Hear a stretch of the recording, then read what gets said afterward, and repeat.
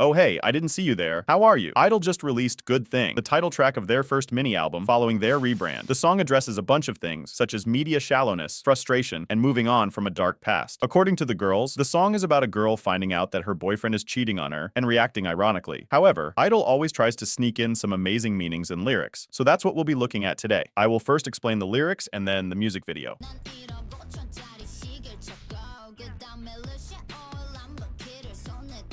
At first, we are led to believe that the song is just about their ex-boyfriend and a continuation from the pre-release song for this album, Girlfriend. But it's not just that. Good Thing builds a parallel between Love and their re-debut. Interestingly enough, a similar parallel is built in their debut. In La Ta Ta, they create an analogy between fire and passion. This song is quite similar to it in this regard. They present themselves as a new group, stating who they are and what they want to do. Okay, so this could be just Soyeon showing off, something she hates doing, but as her hatred for the boy is much bigger, she sees no problem in doing it. Out of all the reasons why she's not with him, money is not one of them. As for the other meaning, she could be looking back in time and realizing that, in comparison to their debut, where they had a supermarket cart and a dream, they are rich now. This obviously was not easy to achieve.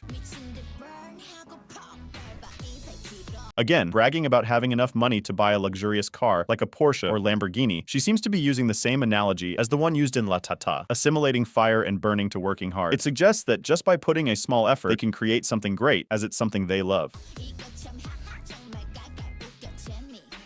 I'm guessing she finds it funny that the man tries to buy them with money, as not only is it disrespectful, but also because she has more than enough of it. For the other case, I would also guess that she finds the extreme contrast between their debut and now funny. In Girlfriend, they broke up with the boy because he treated them miserably. He crawled back to them, but they rejected him, so he's now seeing everything he lost. The same can be said about people who treated IDLE badly at the beginning, mostly for shallow reasons such as their nationality or visuals.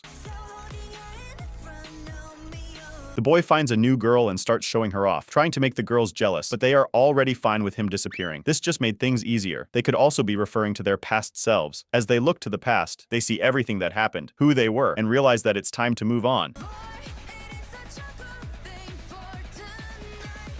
They were already planning on moving on, changing. The fact that this happened just added more fuel to their fire. The bye works either way, to the boy and to their past.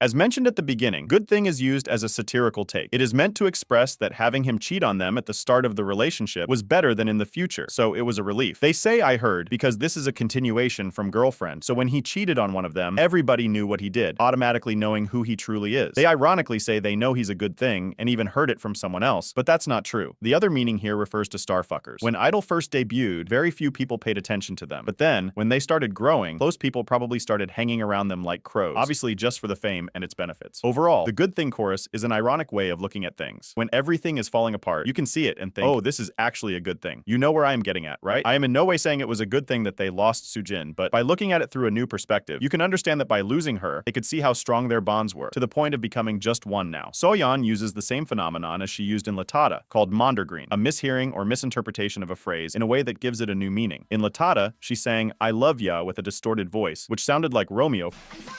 Here she says, I heard you are, which sounds like aren't you? Once again, in a satirical tone, with the intention to question the boy or people if they feel good about what they did.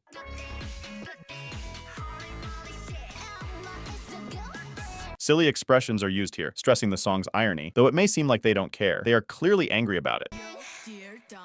Dumb and Dumber is a famous American comedy film, which tells the story of two dumb best friends who make a catastrophic mistake. This is Yuqi talking to two different boys whom the girls have fallen in love with and behave similarly.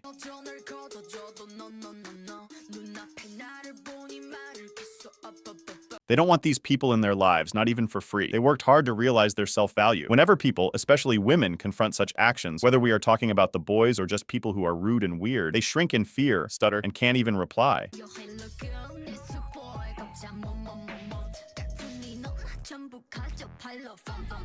Though they try to avoid it, they must have fallen for this trap multiple times. After all, you can't know what someone is intending to do, so they suggest that each other kick these people out of their lives. They use the word bung here, an expression that represents the sound made when something bursts or breaks, specifically when it is hit hard. It is also a vulgar term for lie, which was very popular among children in the 80s. In the end, we have a sort of breakdance. I don't know if it's purely coincidental, but it sounds similar to the ending in Queen Card.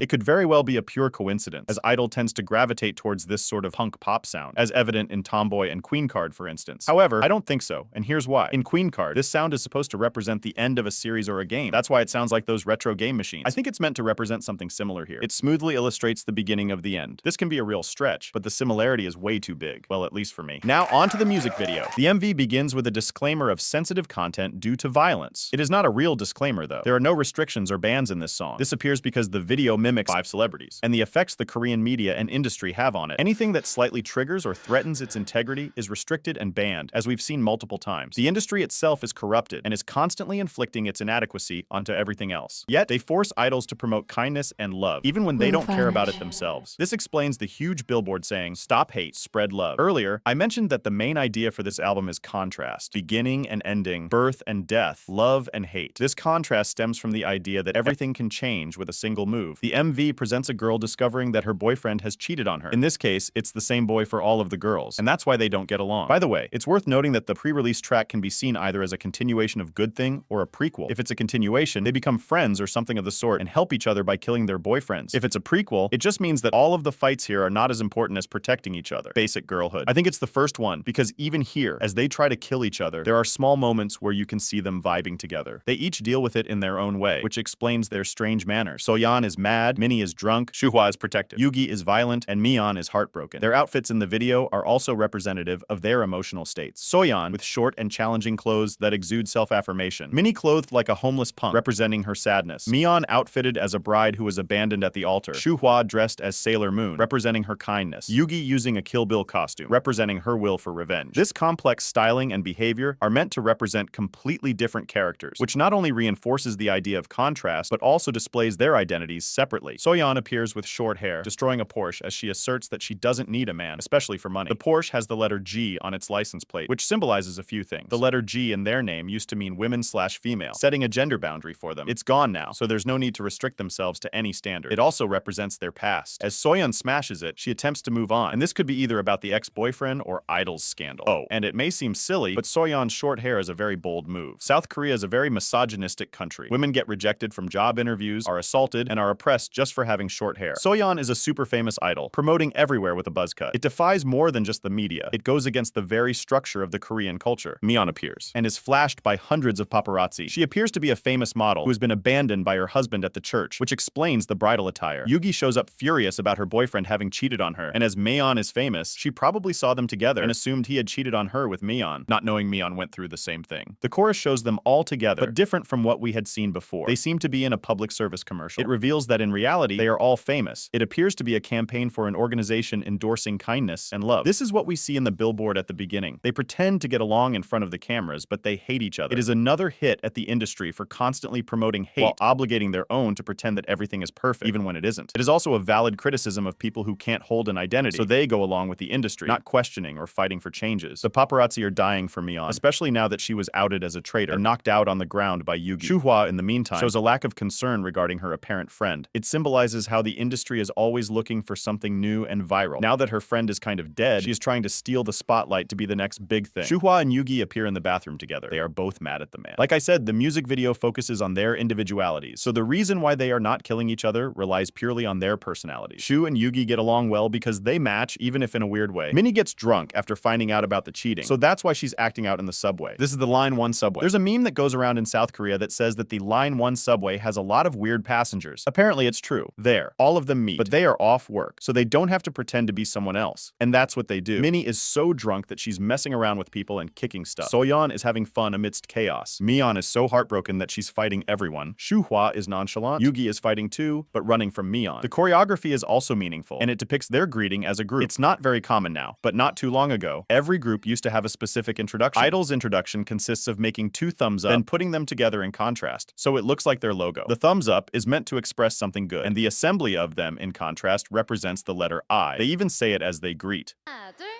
안녕하세요, I-DLE입니다. Everything regarding the meaning of the group's name has a heavy emphasis on identity. They highly value how their individualities contribute to the group. They use it in the choreo to express that their identities are good things. The video ends with all of them coming together in the Porsche after it was destroyed. Even after being wrecked, admonished, and enduring extreme pressure, it still survived, just like them. Fast forward a bit, and the Porsche explodes. The G is gone, and so are they. A part of them will forever be G-idle, but that part is no longer here, so it's time to move on. In Latada, they assimilate fire and passion. That was so important back then that the punchline of the song was Soojin's line, "Who's scared to burn?" At the end of Elle Tata, Soyeon is on fire, and the girls try to put it out. That was their debut. They weren't scared of working hard, but they couldn't go all out either. Here, on the other hand, they all blew up. They weren't afraid of burning before, but now their resolve is even stronger. Each of them is extremely different from the other, yet somehow they fit together. There may be all sorts of events in their lives, but they will never lose their identity, whether it's to someone or an industry. The song itself doesn't give as much information as the music video, and it is quite simple to look at. It honors their birth and ends with their quote-unquote death. Thanks for watching.